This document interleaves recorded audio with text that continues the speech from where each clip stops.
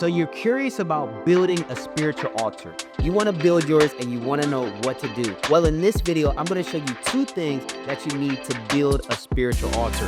And hey, if you're new here, my name is Everett Aaron, and my heart is to go deeper into the things of the Lord. And actually, I believe that the Bible is the best story that's never been fully told. And so if you haven't already, make sure you subscribe now for more info and more value like this. But let's dive into the video. Okay, so you want to go deeper into the Lord, and you know you need to build a stronger spiritual altar. Well, there's 2 things you need to do if you want to build this altar.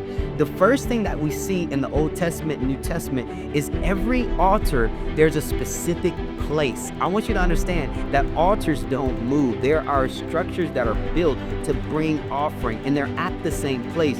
It's interesting because the Bible talks about at a certain place. It says that consistently at a certain place. It also says when Jesus was talking about how to pray, he says, go into your room and close the door, go into your closet and start to pray to the Father. I want you to understand that every time you get to the point where you want to pray, where you want to seek the Lord, there's something powerful about finding a specific place. You know, there's a story about a revival that was happening in the United States in the 60s. And there was actually a lady where she would pray in a specific location on a specific rocking chair. Now, she would rock back and forth. She would pray in tongues, she would sing in tongues, and she would have visions and downloads from the Lord. Well, years later, after she passed away and after the revival ended, someone found her home and it was going up for foreclosure.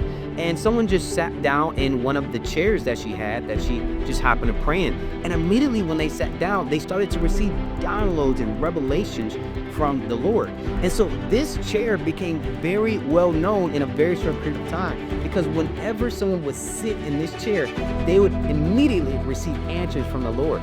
People would actually start to come from miles away just to sit in this chair, just to receive answers.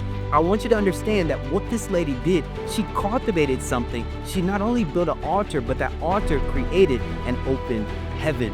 And hey, if you want to know more about open heavens, I'm going to have a video linked up here where we can dive deeper into that. But I want you to understand that there's something powerful about finding a specific place. You know, the Bible talked about Daniel was actually crying out to the Lord for answers and understanding. And the angel that came to him after 21 days said, the first day that you prayed, your answer was given and it was sent. I was sent, but I was wrestling for these 21 days from the prince of Persia. I want you to understand that there are demonic spirits, there are fallen angels that have legal rights of specific territories. And what you're doing is when you create an altar, you're actually disrupting that cycle, you're disrupting that pattern, and you're disrupting the atmosphere, creating an open heaven for God to come in a specific territory. Why did Daniel have to pray for 21 days? Well, he had to break through, but because he had a specific time and a specific place that he would pray, the answers were heard.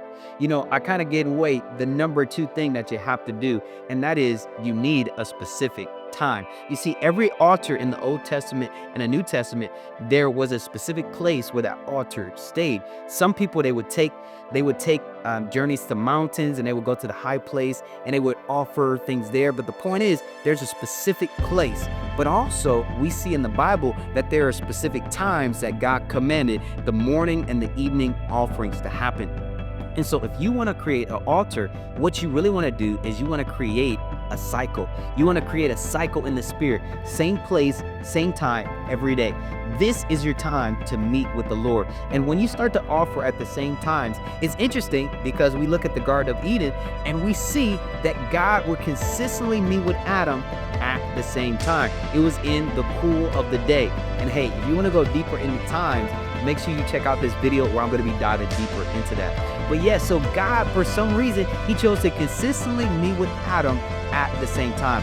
I want you to understand, in the spirit, there are cycles. And I want to give you this little nugget. If you're going through something, a spiritual battle, if you feel like you're losing, if you feel like you're not overcoming, I want you to understand that there are spiritual cycles, whether you realize them or not. The biggest thing that you must do to break demonic cycles is to create a new cycle. You have to disrupt the old and create something new. I want to tell you that the enemy hides in your patterns. And when you start to create an altar by going at a specific place at a specific time, you're creating new cycles and new patterns in your own spiritual life. This is a secret, and this is how you build an altar. Same place, same time, every day in prayer. Hey, if you're new here, make sure you subscribe for more value like this, and check out the next video. We're going to go even deeper into spiritual altars.